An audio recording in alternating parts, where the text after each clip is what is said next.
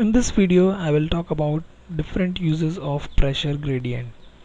Earlier in the video about formula number 2, we have seen how to find pressure gradient and how to use pressure gradient to find hydrostatic pressure due to mud at any given depth.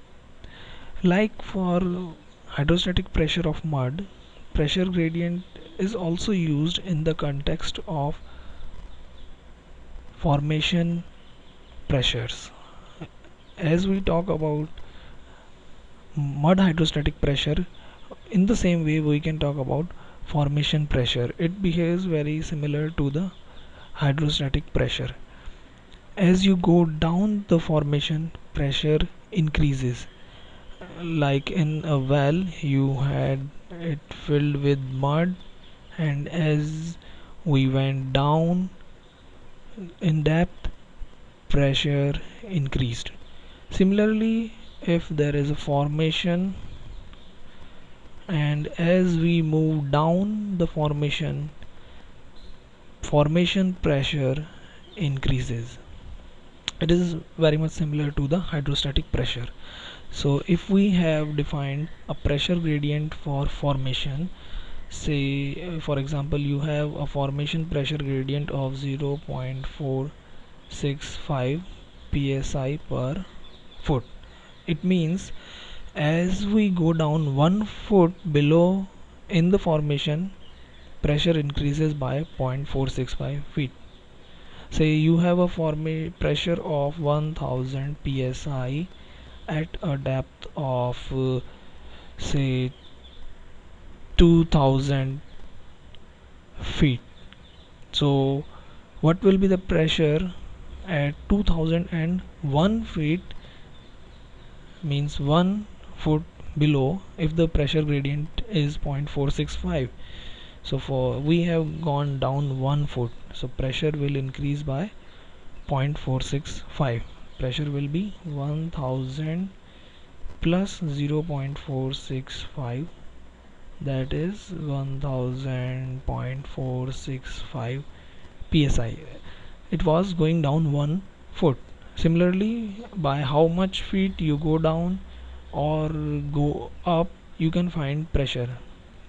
As you go down, pressure increases, but conversely, as you go up, pressure decreases. So if you go up by 1 feet, say you are at 1999 feet, means 1 feet above 2000 feet, so pressure will be 1000 psi minus 0.465 psi. You will get the desired result. It will be less than 1000 psi. So as you go down, pressure increases. As you move up, pressure decreases. To understand it better, take an example which is about finding whether the formation pressure is normal, abnormal or subnormal. For those who are wondering what is normal pressure, abnormal pressure or subnormal pressure, for now understand, just take it for granted that if you have a pressure gradient of 0.465, then the formation has a normal pressure. If it is more than 0.465, if it is more than 0.465, then the pressure is abnormal. Here ab is for above normal, pressure is above normal, so it is abnormal formation pressure.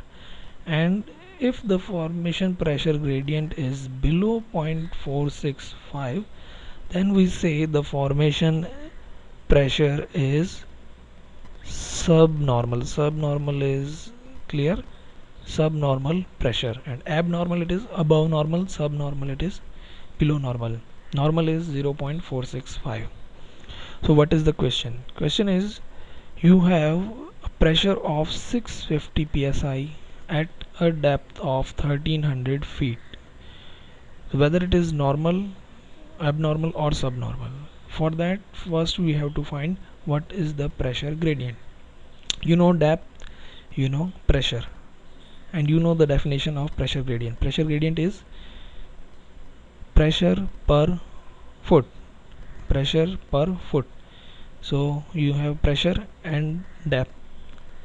650 psi for 1300 foot. 650 psi for 1300 feet.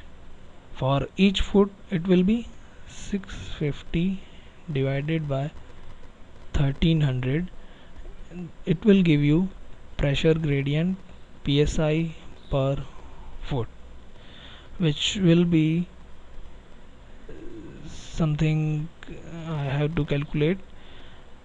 Let me calculate it using my calculator. It is 650 divided by 1300, which gives me point.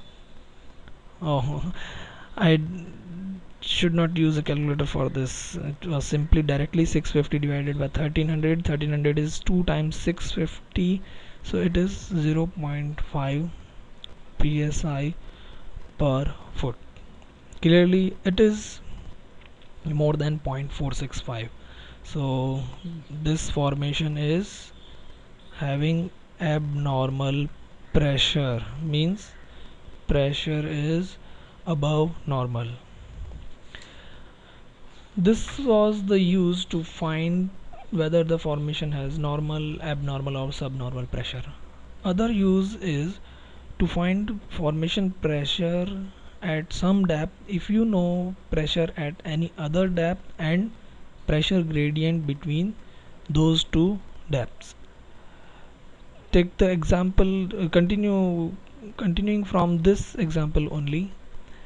Say we have, as in this example, we have a pressure of 650 psi at a depth of 300 feet, and I ask you to find pressure at 1500 feet. You have to find pressure at 1500 feet, and for that I should provide you the pressure gradient between these two depths, and that is take the formation pressure is normal. Formation pressure is normal pressure gradient between these two depths, so that is 0.465 psi per foot. As I go down 1300 feet, pressure gradient is normal. So using this information, now I have to find what will be the pressure of 1500 at 1500 feet. So I went down by 200 feet. For 1 foot, pressure increases by 0.465. So for 200 feet, pressure will increase by 0.465 multiplied by 200. That will give me 0.465 multiplied by 200. It will give me 93 psi. So pressure will increase by 93 psi. So pressure at 1500 feet will be pressure at 1300 feet plus increase in pressure due to the pressure gradient increase, and pressure at 1300 feet is 650 psi and increase in pressure is 93 psi, which will give me a pressure of 743 psi.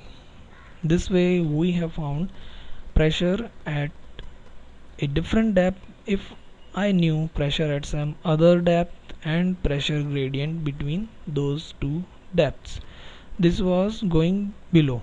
Similarly, you can find if you are moving up a formation, pressure will decrease, and if you know pressure gradient and the vertical depth by which you moved up, you can find pressure. So take it